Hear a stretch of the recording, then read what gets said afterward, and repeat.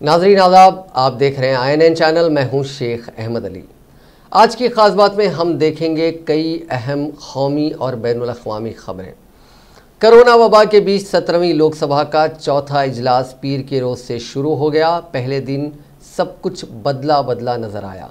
Parliament के अहाते में एंट्री से लेकर ऐवान की कार्रवाई तक में कोरोना का असर देखा गया।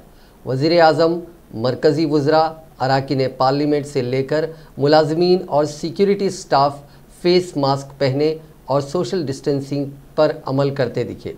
पार्लियामेंट के एंट्री पॉइंट पर टेम्परेचर चेक किया गया। सभी की कोविड टेस्ट की रिपोर्ट देखी गई। नेगेटिव होने के बाद ही अंदर जाने की इजाज़त दी गई।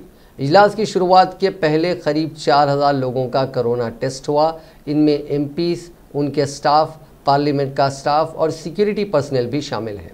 ज़राए के मुताबिक जांच में अब तक 25 MPs की रिपोर्ट पॉजिटिव आई है। इनमें लोकसभा के 17 और राज्यसभा के 8 MPs शामिल हैं।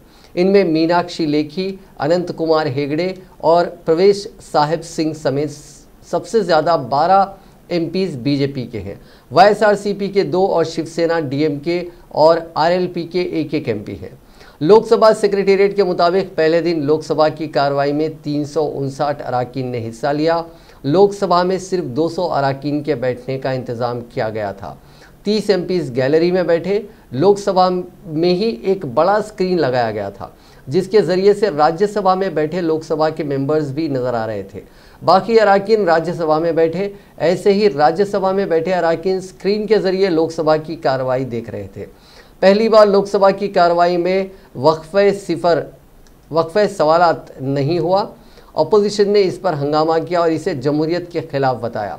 लोकसभा स्पीकर ओम बिरला ने MPs को अपनी सीट पर बैठकर बोलने की इजाज़त दी। 4 घंटे की कार्रवाई में सभी MPs ने बैठकर सवाल जवाब किए।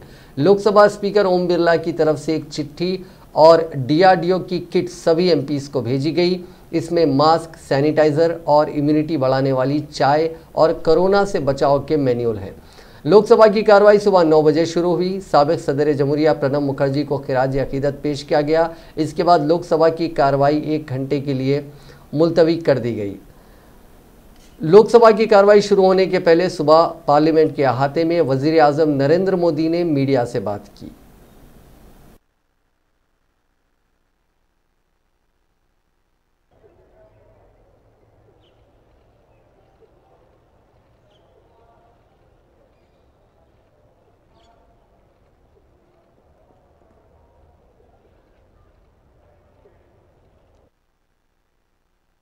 स्वागत किया है और कर्तव्य पथ पर आगे बढ़ने का फैसला किया है। इस सत्र में कई महत्वपूर्ण निर्णय होंगे। अनेक विषयों पर चर्चा होगी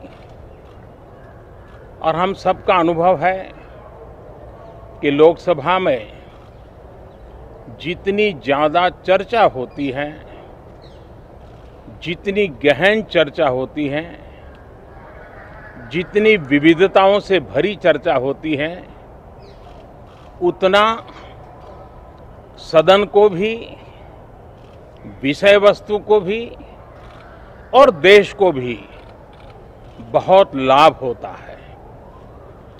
इस बार भी उस महान परंपरा में हम सभी सांसद मिलकर के वैल्यू एडिशन करेंगे, ऐसा मेरा विश्वास है। कोरोना से बनी जो परिस्थिति है उसमें जिन सतर्कताओं के विषय में सूचित किया गया है, उन सतर्कताओं का पालन हम सबको करना ही करना है। और ये भी साफ है, जब तक दवाई नहीं तब तक कोई ढिलाई नहीं। हम चाहें कि बहुत ही जल्द से जल्द दुनिया के किसी भी कोने से वैक्सीन उपलब्ध हो, हमारे वैज्ञानिक जल्द से जल्द सफल हो और दुनिया में हर किसी को इस संकट में से बाहर निकालने में हम कामयाब हो। इस सदन की और भी एक विशेष जिम्मेवारी है और विशेष करके इस सत्र की विशेष जिम्मेवारी है। आज जब हमारी सेना के वीर जवान सीमा पर डटे हुए हैं, बड़ी हिम्मत के साथ, जज्बे के साथ, इस बार पार्लियामेंट सेशन के दौरान 18 दिन लगातार कार्रवाई चलेगी, कोई छुट्टी नहीं होगी। हफ्ते और इतवार के रोज भी काम होगा। आमतौर पर दोनों ऐवानों में एक साथ काम होता है, लेकिन इस बार 2 शिफ्ट में होगा। लोकसभा आज सुबह 9 बजे से दोपहर 1 बजे तक चली। राज्यसभा की कार्रवाई दोपहर 3 बजे से शाम 7 बजे तक चली। इसके बाद 15 सितंबर से 1 अक्टूबर तक लोकसभा दोपहर 3 बजे से शाम 7 बजे तक चलेगी। वहीं राज्यसभा सुबह 9 बजे से दोपहर 1 बजे तक चलेगी। मॉनसून सेशन में 47 बिल्स पेश किए जाएंगे। इनमें 11 बिल्स ऐसे होंगे जो ऑर्डिनेंस की जगह लेंगे।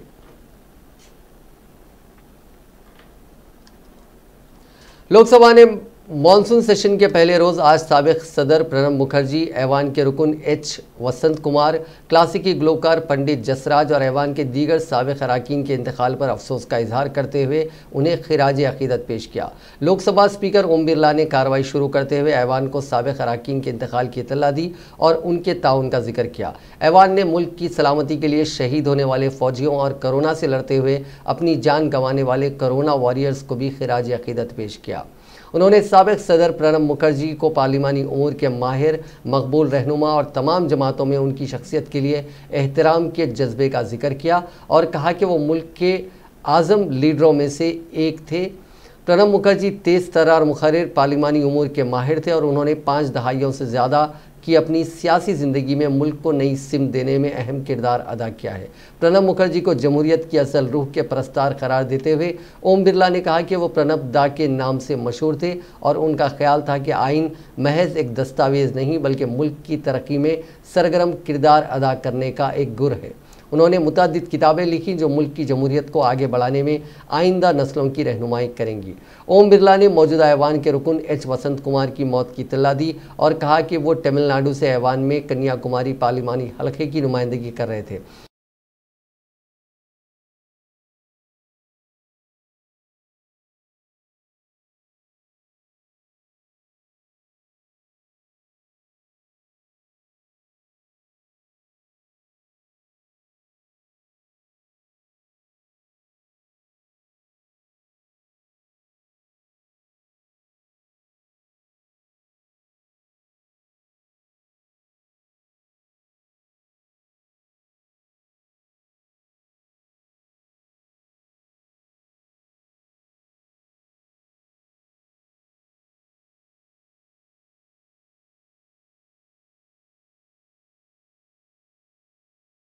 अकीदत पेश किया। लोकसभा ने सरहद पर शहीद फौजियों के साथ साथ मुल्क की खिदमत के लिए शहीद होने वाले पुलिस अहलकारों और नीम फौजी दस्तों के जवानों को खिराज अकीदत पेश किया। इस दौरान कोरोना की वजह से शहीद हुए डॉक्टरों, पुलिस अहलकारों और दीगर कोरोना वॉरियर्स को भी खिराज अकीदत पेश किया गया। इन सब के एजाज़ में ऐवान में मौन रखा गया। ये सभा दिग्वंत आत्माओं के सम्मान में कुछ देर मौन खड़ी रहेगी।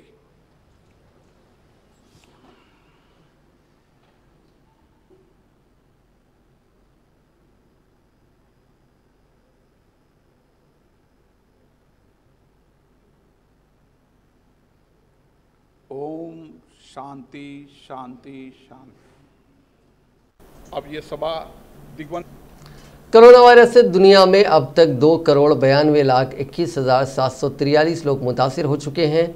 9,29,112 लोगों की जान जा चुकी है। अच्छी बात यह है कि 2,10,46,859 लोग ठीक भी हो चुके हैं। यह आंकड़े worldometers.info वेबसाइट के मुताबिक हैं। इसी बीच WHO ने कहा है कि यूरोप में अक्टूबर और नवंबर में कोरोना से हर दिन होने वाली मौतों की तादाद बढ़ सकती है। यूरोप में हाल के हफ्तों में मामले तेज़ी से बढ़े हैं, खासकर स्पेन और फ्रांस में। WHO ने कहा कि यूरोप में निगरानी की जा रही है। 55 मुल्कों में अकेले जुमे के रोज़ 51,000 से ज़्यादा नए मामले सामने आए थे। WHO के मुताबिक 24 घंटे में दुनिया भर में रिकॉर्ड 3,07,930 मामले सामने आए। सबसे ज़्यादा 93,215 मामले हिंदुस्तान से सामने आए। दूसरे नंबर पर 31,857 केसेस के साथ अमेरिका और तीसरे नंबर पर ब्राज़ील है, जहां 14,597 नए मामले दर्ज हुए हैं। पिछली बार सबसे ज़्यादा मामले 6 सितंबर को सामने आए थे। उस दिन मुतासरीन का आंकड़ा 3,06,857 रहा था। हिंदुस्तान में कोरोना वबा के बढ़ते हुए कहर के दरमियान गुज़िश्ता 24 घंटों के दौरान कोरोना वायरस के 92,000 से ज़्यादा नए केसेस सामने आने के बाद मुतासरीन की तादाद 48,46,000 से तजावुज़ कर गई, लेकिन 77,000 से ज़्यादा अफराद इस वबा से सेहतियाब भी हुए हैं। मरकज़ी वजारत बराए सेहत और ख़ानदानी बहबूद की जानिब से पीर के रोज़ जारी आदाद व शुमार के मुताबिक गुज़िश्ता 24 घंटों के दौरान 92,071 नए केसेस सामने आने से मुतासरीन की तादाद 48,46,427 तक पहुँच गई, जबकि कोरोना इन्फेक्शन से सेहतियाब होने वालों की तादाद 77,511 बढ़कर 37,80,107 हो गई है। इसी दौरान 1136 मरीजों की मौत हो गई। अब तक मुल्क में 79,722 कोरोना से मुतासिर मरीजों की मौत हो गई है। सेहतियाब होने वालों के मुकाबले में कोरोना के नए केसेस ज़ायद होने से एक्टिव केसेस की तादाद 13,423 बढ़कर 9,86,598 हो गई है। मुल्क की महज 12 रियासतों और मरकज़ के ज़ेर इंतज़ाम इलाकों में ही एक्टिव केसेस कम हुए हैं, जिसमें सबसे ज़्यादा छत्तीसगढ़ में 1741 और उसके बाद तेलंगाना में 1,075 कम हुए हैं। मुल्क में एक्टिव केसेस की तादाद यानी उसकी शरह 20.36% है और रिकवरी रेट 78% है, जबकि शरह अमवात यानी फैटेलिटी रेट 1.64% है। इसी बीच मरकज़ी वज़ीर सेहत डॉक्टर हर्षवर्धन ने पीर को लोकसभा में कहा कि हिंदुस्तान में कोरोना के इन्फेक्शन की शरह दूसरे ममालिक के मुकाबले में कम है और हुकूमत इस वबा का मुकाबला स्ट्रैटेजिक तरीके से करने में कामयाब रही है। डॉक्टर हर्षवर्धन ने कहा कि उनकी हुकूमत कोविड-19 के मुल्क में नए मामलात और इस वबा की वजह से होने वाली हलाकतों पर काबू पाने में कामयाब हो गई है। 18 रोज़ा मानसून इजलास के पहले रोज़ वज़ीर सेहत ने कोरोना इन्फेक्शन और उससे लड़ने के लिए हुकूमत की हिकमत अमली के मामलात में मुल्क की सूरत हाल के बारे में ऐवान को आगाह करते हुए कहा कि इस वबा और उसके फैलाव से हमारी हलाकतों की तादाद कम है। वज़ीर आज़म नरेंद्र मोदी की सरबराही में उठाए गए इक़दामात मुअस्सर साबित हुए हैं। Government of India has initiated a series of actions to prevent entry of the disease and contain it. I am daily reviewing the situation. Honorable Prime Minister himself has interacted with the Chief Ministers of all states and UT administrations and all stakeholders to regularly understand issues and collaborate with the states for effective COVID management. Group of ministers under my chairmanship consisting of Minister of External Affairs, Minister of Civil Aviation, and Minister of State for Home Affairs, Minister of State for Shipping and Minister of State for Health and Family Welfare have met 20 times since its inception on 3rd Feb 2020. Committee of Secretaries under Cabinet Secretary has taken regular reviews with all related ministries of Health, Defence, Ministry of External Affairs, Civil Aviation, Home, Telangana में corona के नए 1417 मुस्बित मामला दर्ज किए गए हैं। गुज़िश्ता 24 घंटों के दौरान इस मर्ज से 13 अफराद की मौत हुई है, जिसके बाद कोरोना से मरने वालों की तादाद 974 हो गई है। गुज़िश्ता 24 घंटों के दौरान 2,479 मरीज़ रूबे सेहत हुए हैं। इसी तरह रियासत में कोरोना से रूबे सेहत होने वालों की तादाद 1,27,007 हो गई है। गुज़िश्ता 24 घंटों के दौरान 34,427 नमूनों की जांच की गई, जिनमें से 825 रिपोर्ट्स का इंतज़ार है। गुज़िश्ता 24 घंटों के दौरान GHMC में 264, रंगारेड्डी ज़िले में 133, करीमनगर में 108 और संगारेड्डी में 107 मुस्बित मामला दर्ज किए गए हैं। बकिया मामला दीगर अजला में दर्ज किए गए। कांग्रेस के सीनियर रहनुमा और साबिक सदर राहुल गांधी ने कोविड-19 वबा के सिलसिले में वज़ीर-ए-आज़म नरेंद्र मोदी पर बराह रास्त निशाना लगाते हुए आज कहा कि उनके गुरूर की वजह से ये वबा मुल्क भर में फैल गई है। राहुल गांधी ने एक ट्वीट में लिखा कि कोरोना इन्फेक्शन की तादाद इस हफ्ते 50 लाख और एक्टिव केसेस की तादाद 10 लाख को पार कर जाएगी। गैर मंसूबाबंद लॉकडाउन एक शख्स के गुरूर की देन है, जिससे कोरोना मुल्क भर में फैल गया। उन्होंने वज़ीर-ए-आज़म पर कोविड-19 को संजीदगी से ना लेने का इल्ज़ाम लगाते हुए कहा कि मोदी हुकूमत ने कहा कि खुद कफील बनिए, यानी अपनी जान खुद ही बचा लीजिए, क्योंकि वज़ीर-ए-आज़म मोर के साथ मसरूफ़ हैं। उनका इशारा मोदी के ज़रिए पिछले दिनों शेयर किए गए उनके उस वीडियो की तरफ था जिसमें वज़ीर-ए-आज़म मोर को दाना खिलाते नज़र आ रहे हैं। उन्होंने एक नज़्म लिखकर यह वीडियो शेयर किया था।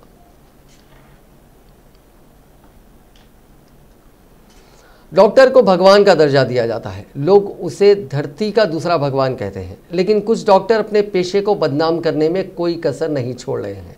इसकी एक हालिया मिसाल रायबरेली में देखने को मिली है, जहां इलाज कराने आई बच्ची के लवाहिकीन की बच्ची की मौत होने पर डॉक्टर ने उनसे गैर इंसानी सलूक किया, जिसकी वीडियो सोशल मीडिया पर वायरल हो रही है। इस मामले पर chief medical officer doctor Virendra Singh ने इंक्वायरी करने की बात कही है। बता दें कि परी छतवा के रिहायशी जावेद वारसी की 8 साला भांजी आसिफा बीमार हो गई थी, जिसकी वजह से 11 सितंबर को उसे इलाज के लिए मधुबन रोड के निजी नर्सिंग होम में दाखिल कराया गया और उसका इलाज शुरू कर दिया गया, जिसके बाद आसिफा का सिर्फ चंद घंटों बाद ही इंतकाल हो गया। ऐसे में आसिफा के अहले खाना रोने बिलखने लगे। डॉक्टरों ने उन पर दबाव डाला कि वो बिल की रकम जमा करवाएं। सिर्फ यही नहीं, डॉक्टर ने पुलिस को कॉल करके अहले खाना को लॉकअप भेजने की धमकी भी दे डाली। इससे इसका मन नहीं भरा तो गुंडों से उन्हें ज़मीन में गड़वाने की बात भी कह डाली। इस दौरान डॉक्टर की करतूत को कैमरे में कैद कर लिया गया। इसके बारे में रायबरेली के सीएमओ ने कहा कि हमने देखा है जो वीडियो सोशल मीडिया पर वायरल हो रहा है, डॉक्टर के ज़रिए इसमें जो सलूक दिखाया गया वो मुनासिब नहीं है। इसकी तहकीकात की जाएगी, क्या मामला है, इस तरह की बात पैदा हुई है और इस सिलसिले में आईएमए से भी बात की जाएगी। अगर कोई डॉक्टर इस तरह का सलूक कर रहा है तो फिर आईएमए को भी इन तमाम चीज़ों का जायज़ा लेना चाहिए।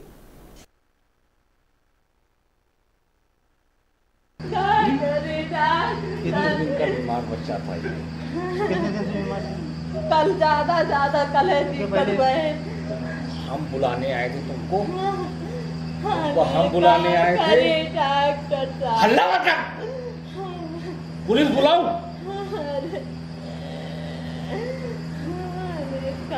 शराफत से निकल जाओ, नहीं तो यहीं पे अभी जो है ना, यहीं से सीधा हवालात भेजूंगा। गाड़ी बुलवा रही हूँ, गाड़ी बुलवा रही हूँ। शांत, एक मेरे को आवाज आई। डॉक्टर कोई डेथ हुई तो क्या इसका मतलब है? क्या है ये? अस्पताल है कि तुम्हारा साला तमाशा बना है? मुल्क में हर दिन जहां कोरोना वायरस के मामले बढ़ रहे हैं, वहीं कोरोना वायरस में हो रही तब्दीलियों ने डॉक्टरों की तशवीश बढ़ा दी है। आमतौर पर डेंगू बुखार में प्लेटलेट्स कम होते देखा जाता था, लेकिन अब कोरोना वायरस से मुतासिर मरीजों में भी ऐसी ही अलामत दिखाई देने लगी है। कोरोना वायरस से मुतासिर मरीज की प्लेटलेट्स काउंट गिरकर 20,000 से भी नीचे आ रही है। हैरान करने वाली बात यह है कि जब मरीज में डेंगू की जांच की जा रही है तो उसमें डेंगू की कोई अलामत दिखाई नहीं दे रही है। पीजीआई लखनऊ के प्रोफेसर अनुपम वर्मा ने बताया कि कोरोना मरीजों में अब डेंगू जैसे अलामत दिखाई देना काफ़ी तशवीश की बात है। उन्होंने बताया कि मरीज़ में अचानक से प्लेटलेट्स काउंट गिरने से उनका इलाज करना काफ़ी मुश्किल हो रहा है। उन्होंने बताया कि लोक बंधु हॉस्पिटल के डॉक्टर को पीजीआई में भर्ती कराया गया था, जिनकी प्लेटलेट्स 10,000 पहुंच गई थी। जांच में पता चला कि कोरोना मरीज़ के इम्यून कॉम्प्लेक्स को मुतासिर करता है, जिसमें मोनोसाइट और माइक्रोफेज सेल पर अटैक होता है। इससे प्लेटलेट्स की खपत काफ़ी बढ़ जाती है और उनके बनने का अमल इस मुकाबले में नहीं होता। यही वजह है कि मरीज़ की प्लेटलेट्स अचानक काफ़ी नीचे आ जाती है। इस तरह के मरीज़ की हालत काफ़ी संगीन होती है और उन्हें प्लेटलेट्स चढ़ाया जाता है। इस तरह के मरीज़ों को प्लाज्मा थेरेपी भी देनी पड़ती है। डॉक्टर अनुपम ने बताया कि कोरोना में इस तरह की तब्दीली अभी देखने को मिली है। इससे पहले कोरोना मरीज़ों को थ्रोम्बोसिस हो रहा था। इसमें मरीज़ के खून में थुक्के जम जाते थे, जिसके लिए उन्हें टीपीए इंजेक्शन दिया जाता था। इससे क्लॉट घुल जाता था। हालांकि कई बार मरीजों को टीपीए देने पर उनकी नसें फट जा रही हैं। कोरोना वायरस के बढ़ते मामलों के बीच मरकजी हुकूमत ने इशारे दिए हैं कि हाई रिस्क ग्रुप यानी बुजुर्गों और फ्रंटलाइन हेल्थ वर्कर्स के लिए कोरोना वैक्सीन को जल्दी मंजूर किया जा सकता है। अब तक वैक्सीन जारी करने को लेकर कोई तारीख तय नहीं है, फिर भी वजीर सेहत हर्षवर्धन ने उम्मीद जताई है कि अगले साल मार्च से पहले वैक्सीन तैयार हो जाएगी। वहीं अमेरिकी कंपनी फाइजर ने दावा किया है कि उसका वैक्सीन इसी साल दिसंबर से पहले अमेरिकी मार्केट में आ जाएगा। मरकजी वजीर हर्षवर्धन ने सोशल मीडिया पर संडे संवाद प्रोग्राम में कहा कि हुकूमत हाई रिस्क ग्रुप्स यानी बुजुर्गों और फ्रंटलाइन हेल्थ वर्कर्स के लिए वैक्सीन को जल्द अप्रूवल दे सकती है। इस पर सबको राजी करने की कोशिश की जा रही है। हर्षवर्धन की बातों से साफ इशारा है कि रूस और चीन की तर्ज पर हिंदुस्तान में भी वैक्सीन को जल्द से जल्द अप्रूवल देकर हाई रिस्क ग्रुप्स के लिए इसे जारी किया जा सकता है। रूस ने अपने स्पुतनिक वी और चीन ने अपने 3 वैक्सीन को इमरजेंसी अप्रूवल दे दिए हैं। हिंदुस्तान में 3 वैक्सीन के ट्रायल्स चल रहे हैं। भारत बायोटेक और ICMR कोवैक्सीन डेवलप कर रहे हैं। अहमदाबाद की कंपनी जाइडस कैडिला का वैक्सीन फेज 2 के ट्रायल्स में है। पुणे का serum institute of India Oxford AstraZeneca के कोविशील्ड के फेज 2 और फेज 3 ट्रायल्स कर रहा है। वहीं सीरम इंस्टीट्यूट के CEO आदार पुनेवाला ने एक इंटरव्यू में कहा कि दुनिया भर में सबको 2024 के ख़त्म तक वैक्सीन मुहैया नहीं होने वाला है। उन्होंने कहा कि हर मुल्क में हर जगह वैक्सीन पहुंचाने में 4-5 साल लग जाएंगे। पूनावाला ने फाइनेंशियल टाइम्स से कहा कि कंपनी ने एस्ट्राजेनेका और नोवैक्सिस समेत 5 कंपनियों से पार्टनरशिप की है। 1 बिलियन डोज बनाने की तैयारी है। इसमें से आधे तो हिंदुस्तान में मौजूद होंगे। कंपनी रूस के गामालेया रिसर्च इंस्टीट्यूट से भी पार्टनरशिप करने की तैयारी में है ताकि स्पुतनिक वो को मैन्युफैक्चर किया जा सके। ऑक्सफोर्ड एस्ट्राजेनेका के वैक्सीन के ट्रायल्स यूके में एक शख्स के बीमार होने के बाद रोक दिए गए थे, लेकिन अच्छी बात यह है कि ब्रिटेन में वैक्सीन के ट्रायल्स दोबारा शुरू हो गए हैं। इसके लिए कंपनी को इजाज़त मिल गई है। फिलहाल सीरम इंस्टीट्यूट ऑफ इंडिया को हिंदुस्तान में ड्रग रेगुलेटर से ट्रायल्स दोबारा शुरू करने की इजाज़त का इंतजार है। सीरम इंस्टीट्यूट को ड्रग रेगुलेटर ने शो कॉज नोटिस जारी किया था। इसका जवाब सीरम इंस्टीट्यूट ने भेज दिया है। जल्द ही हिंदुस्तान में भी कोविशील्ड के रुके हुए ट्रायल्स रफ्तार पकड़ सकते हैं। हालांकि फिलहाल इस सिलसिले में कोई भी बयान नहीं आया है। पूरे मुल्क में मूवी थिएटर्स 23 मार्च से बंद हैं। अनलॉक 4 की गाइडलाइंस 30 सितंबर को ख़त्म हो रही हैं। उम्मीद की जा रही है कि 1 अक्टूबर से नई गाइडलाइंस में सिनेमा हॉल खोलने की इजाज़त दी जा सकती है। मल्टीप्लेक्स कंपनियों के साथ साथ सिंगल स्क्रीन थिएटर्स में भी कोरोना वायरस से सेफ्टी को लेकर ख़ास इंतज़ाम किए जा रहे हैं। मल्टीप्लेक्स कंपनियों के CEO का कहना है कि उन्होंने पेपरलेस टिकट, सीटों के बीच दूरी, लंबे ब्रेक और शो के बीच में सैनिटाइज करने की तैयारी की है। Multiplex association of India global standards की बुनियाद पर SOP बनाकर मरकजी हुकूमत को पहले ही भेज चुका है ताकि जल्द से जल्द थिएटर खुल सके। SOP में मास्क, थर्मल स्कैनिंग, सैनिटाइज़र के साथ ही लॉबी, रेलिंग और दरवाज़ों की सफाई शामिल है। साथ ही एक साथ 2 स्क्रीन पर शो शुरू नहीं होंगे। इससे मल्टीप्लेक्स में भीड़ नहीं लगेगी और सोशल डिस्टेंसिंग पर अमल किया जा सकेगा।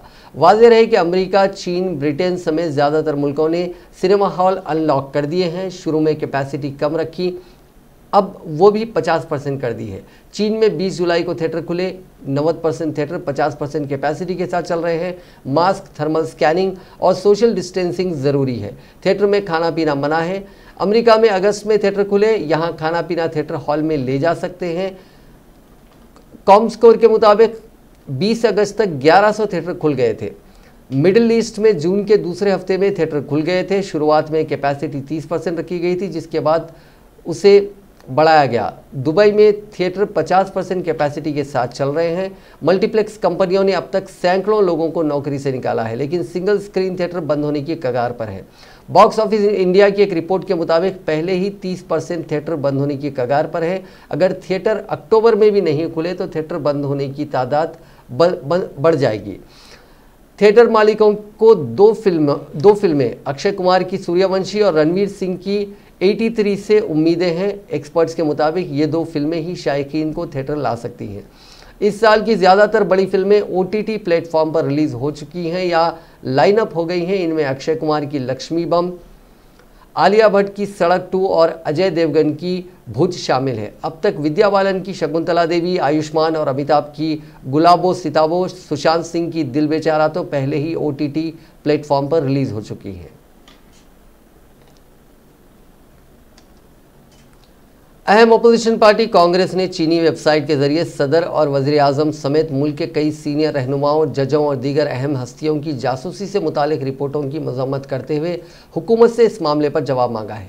कांग्रेस के मीडिया महकमे के सरबराह रणदीप सिंह सुरजेवाला ने एक अहम अंग्रेजी अखबार में शाया खबर को शेयर करते हुए ट्वीट किया कि चीन के जरिए हिंदुस्तानी रहनुमाओं और दीगर अफराद की डिजिटल जासूसी की खबर तशवीशनाक है। हम वाज़ेह तौर पर इसकी मजम्मत करते हैं। क्या चीन ने 2 साल पहले बनी इस कंपनी का इस्तेमाल हुकूमत की पॉलिसियों को मुतासिर करने के लिए भी किया है? क्या हुकूमत इस मामले की जांच करेगी और इस मामले में मुल्क को यकीन दिलाएगी? अंग्रेजी रोजनामे की रिपोर्ट में कहा गया है कि चीन की इस डाटा कंपनी ने सदर जमहूरिया, वज़ीर-ए-आज़म, अपोजिशन के अहम लीडरों, काबिनी वुज़रा, रियासतों के वुज़राए आला, चीफ जस्टिस और कई दीगर हस्तियों की जासूसी की है। अखबार में यह भी कहा गया है कि इस कंपनी का ताल्लुक चीन की हुकूमत से है। दिल्ली पुलिस के स्पेशल सेल ने जवाहरलाल नेहरू यूनिवर्सिटी के साबिक तालिब इल्म उमर खालिद को गैर कानूनी सरगर्मियां रोकथाम एक्ट यानी UAPA के तहत दिल्ली में तशद्दुद भड़काने की साजिश के इल्ज़ाम में गिरफ्तार किया। स्पेशल सेल ने तकरीबन 11 घंटे की पूछगछ के बाद इतवार के रोज़ उमर खालिद को गिरफ्तार किया। दिल्ली पुलिस आज उमर खालिद को अदालत में दिल्ली पुलिस ने पेश किया। उसके बाद उन्हें 10 दिन की पुलिस हिरासत में भेज दिया गया। इस मामले में खालिद से दोबारा पूछगछ होगी। चंद माह कबल पहली बार उनसे पूछगछ की गई थी, जबकि दूसरी बार 2 सितंबर को उनसे पूछगछ की गई थी। शहरियत तरमीमी कानून के मुखालिफिन और हामियों के माबीन 24 फरवरी को शुमाल मशरकी दिल्ली में फ़िरका वाराना फसादात भड़क उठे थे, जिसमें कम से कम 53 अफराद हलाक और 200 के करीब जख्मी हुए थे। सीनियर वकील प्रशांत भूषण ने इस पर तनकीद की और कहा कि दिल्ली पुलिस ने CPM के जनरल सेक्रेटरी सीताराम येचुरी, स्वराज अभियान के योगेंद्र यादव, मशहूर माहिर माशियात जयती घोष और प्रोफेसर अपूर्वानंद का नाम लेने के बाद अब दिल्ली पुलिस ने उमर खालिद को गिरफ्तार किया। भूषण ने कहा कि अब दिल्ली फसादात की तहकीकात में उनके जानिबदाराना रवैये और बर्ताव में कोई शक नहीं है। पुलिस की तरफ से तफ्तीश की आड़ में पुरअमन कारकुनों को मुलविस करने की ये एक साजिश है।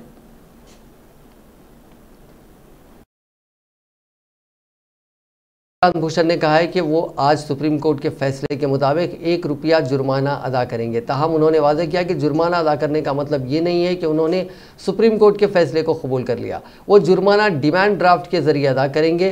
प्रशांत भूषण ने कहा कि वो इस फैसले के खिलाफ नजरसानी की दरख्वास्त आज सुप्रीम कोर्ट में दाखिल करेंगे।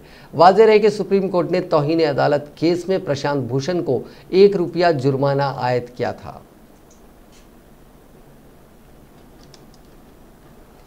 शिवसेना से जबरदस्त टकराव का सामना कर रही बॉलीवुड अदाकार कंगना रनावत आज मुंबई से अपने आबाई शहर मनाली के लिए रवाना हो गई। उन्होंने इस सिलसिले में एक ट्वीट किया है, जिसमें बताया कि वो बहुत भारी दिल से वाई सिक्योरिटी के साथ वापस मनाली जा रही हैं। उन्होंने ट्वीट में लिखा कि भारी मन से मुंबई छोड़ रही हूँ। जिस तरीके से मैं इन दिनों लगातार दहशतज़दा थी। मेरे वर्क प्लेस के बाद मेरे घर तोड़ने की कोशिश की गई, मुझ पर लगातार हमले हुए और गालियां पड़ी। दिलचस्प बात यह है कि मुंबई का मवाजना POK यानी पाकिस्तान मकबूजा कश्मीर से करने के सबब तनाज़े का शिकार हुई कंगना ने मनाली के लिए रवानगी के वक्त एक बार फिर POK वाली बात दोहराई। उन्होंने ट्वीट में लिखा कि मेरे चारों तरफ खतरनाक असलाह के साथ अलर्ट सिक्योरिटी, कहना होगा कि POK की वाली मेरी बात दुरुस्त थी। इसके बाद कंगना ने मजीद एक ट्वीट किया, जिसमें उन्होंने लिखा कि महाफिजी दुश्मन होने का ऐलान कर रहे हैं। साथ ही उन्होंने ये भी लिखा कि घड़ियाल बन जमहूरियत का चीर हरण कर रहे हैं, मुझे कमज़ोर समझकर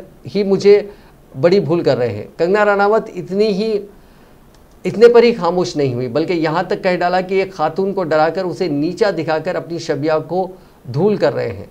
गौरतलब है कि कंगना कुछ दिनों के लिए मुंबई आई थी। वो जिस दिन मुंबई पहुंची थी उसी दिन BMC ने मुंबई के पाली हिल्स में वाक़ उनके दफ्तर के एक हिस्से को गैर कानूनी बताते हुए मुनहदम कर दिया था। इसके बाद मुंबई में सियासत गर्मा गई थी।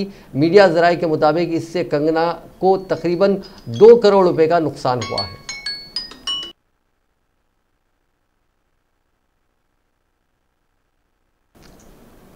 जापान के साबिक वज़ीर-ए-आज़म शिंजो आबे के इस्तीफ़ा के बाद किसान के बेटे योशिहिडे सुगा मुल्क के नए वज़ीर-ए-आज़म बनेंगे। उन्होंने पीर के रोज़ ruling liberal democratic party LDP के इलेक्शन में जीत हासिल कर ली है। वोटिंग में पार्टी के जुमला 534 MP शामिल हुए। इसमें सुगा को 377 यानी करीब 70% वोट हासिल हुए। अब उनके वज़ीर-ए-आज़म बनने का रास्ता साफ हो गया है। सुगा 8 साल तक मुल्क के चीफ कैबिनेट सेक्रेटरी के तौर पर खिदमात अंजाम दे चुके हैं। उन्हें आबे का करीबी माना जाता है।